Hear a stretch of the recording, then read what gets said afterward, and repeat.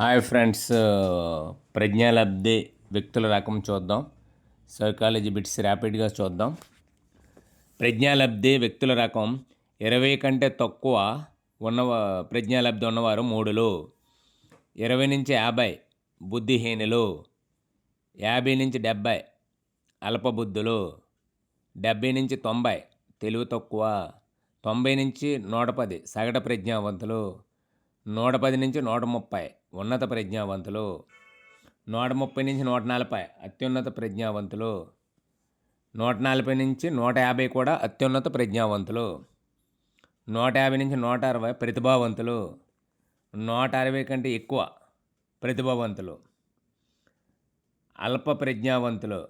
ప్రజ్ఞాలబ్ధి 70 కంటే తక్కువ ఉన్నవారిని తెలివి తక్కువవారని, మందబుద్ధులని, మానసిక క్షీణత ఉన్నవారని వ్యవహరిస్తారు.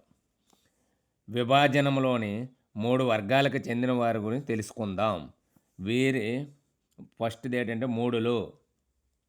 వీరి ప్రజ్ఞాలబ్ధి 20 కంటే తక్కువ ఉంటుంది. జీవించినంత కాలం ఇతరులు ఎవరైనా వీరిని కనిపెట్టి ఉండవలసి వస్తుంది. వీరు తమ సొంత పనులు కూడా చేసుకోలేరు. వీరికి ఇతరులు స్నానం చేయించాలి, దుస్తులు తొడగాలి, తినిపించాలి. వీరు ఎక్కువ కాలం జీవించలేరు. ఎవరు? 3. తర్వాత 2వది బుద్ధిహీనులు. వీరి ప్రజ్ఞాస్థాయి 20 నుంచి 50 వరకు ఉంటుంది. వీరు సాధారణ విద్య కూడా నేర్చుకోలేరు. ప్రత్యేక పాఠశాల వీరికి అవసరము. అందులో వీరు తమ శారీరక అవసరాలు తీర్చుకోవడానికి అవసరమయ్యే శిక్షణ ఎంతో కష్టం మీద నేర్చుకుంటారు. నెక్స్ట్ అల్పబుద్ధులు. వీరి ప్రజ్ఞాస్థాయి 50 నుంచి 70 వరకు ఉంటుంది.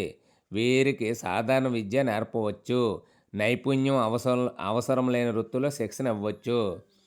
అల్ప ప్రజ్ఞావంతుల లక్షణాలు. వీరు ఎత్తు, బరువు తదితర శారీరక వికాస స్థాయిలో మిగతా వారికంటే తక్కువ ఉంటారు. వీరికి వ్యాధులు తొందరగా సోకుతాయి. ఎవరికి? అల్ప ప్రజ్ఞావంతులకి. వీరిలో అవయవాల అపసవ్యత ఎక్కువ.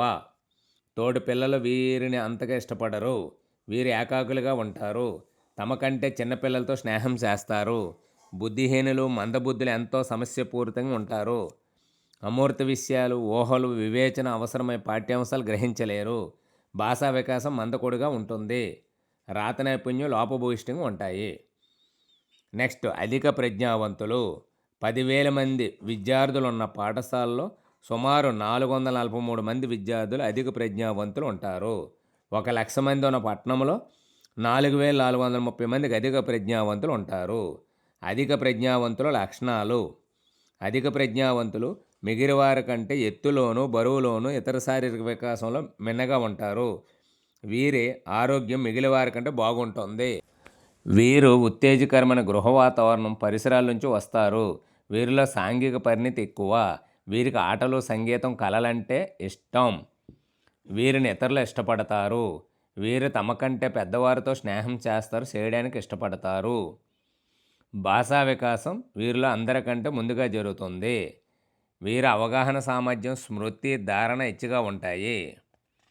చదవడము, రాయడము, నేర్చుకోవడం, అమూర్త విషయాలు ఆసక్తి చూపడం ఎక్కువ. ప్రజ్ఞా పరీక్షల ఉపయోగాలు. మేధావులైన విద్యార్థులను గుర్తించడానికి ప్రజ్ఞా పరీక్షలు ఉపయోగపడతాయి.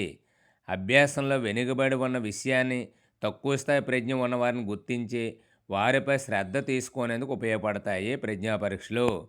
విద్యార్థులను పై తరగతికి ప్రమోట్ చేయడానికి ఉపయోగిస్తారు ప్రజ్ఞా పరీక్షలను. ఉన్నత స్థాయిలో ప్రజ్ఞ అవసరమైన కోర్సులో ప్రవేశ పరీక్షలుగా వాడుతారు. వివిధ ఉద్యోగ నియామకాల్లో తగిన వ్యక్తులు నియమించడానికి ప్రజ్ఞా పరీక్షలు ఉపయోగిస్తారు. ప్రజ్ఞామాపనం. ప్రజ్ఞామాపన ఉద్యమానికి పితామహుడు బినే. మొట్టమొదటి ప్రజ్ఞామాపని బినే సైమన్ ప్రజ్ఞామాపని. మొట్టమొదటి ప్రజ్ఞామాపని బినే సైమన్ ప్రజ్ఞామాపని. దీనిని 1905లో బినే రూపొందించారు. ప్రజ్ఞామాపని బినే ఎప్పుడు రూపొందించారు? 1905. వయోపరిమితుల ఆధారంగా 1908లో బినే సైమన్ ప్రజ్ఞామాపన రూపొందించి 3 నుండి 13 సంవత్సరాల మధ్య గల పిల్లల 59 అంశాల్లో పరిశీలించారు. 1908లో బినే సైమన్ ప్రజ్ఞామాపనలో మానసిక వయసు అయిన భావన బినే ప్రతిపాదించారు. 1916లో స్టాన్ఫర్డ్ బినే ప్రజ్ఞామాపనలో ప్రజ్ఞాలబ్ధి భావనను టెర్మన్ చిత్రీకరించారు. Thank you. Subscribe and like and share.